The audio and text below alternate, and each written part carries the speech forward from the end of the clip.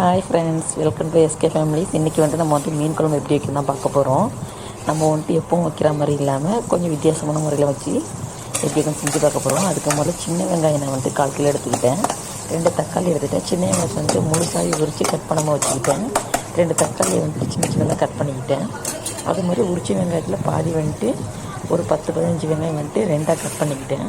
அதை 2 வெங்காயத்தையும் கட் பண்ணி தனியாக வச்சு 3 பச்சை மிளகாய், கொஞ்சம் கருவேப்பிலை கொத்து. அடுத்து எண்ணெய் பார்த்திங்கன்னா அடுப்பத்தை வச்சு எண்ணெய் ஊற்றி வெங்காயம் தக்காளி ஒன்றாவே போட்டு வதக்கிட்டேன்.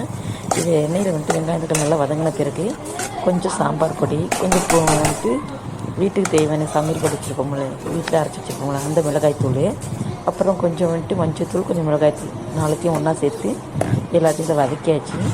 நல்லா இதெல்லாம் வதங்கின பிறகு புளி ஒரு நெல்லிக்காய் சைஸில் ஊற வச்சுருந்தேன். அதில் இந்த மாதிரி இந்த நரம்பு இதெல்லாம் எடுத்து வச்சுட்டு வெறும் புளியை மட்டும்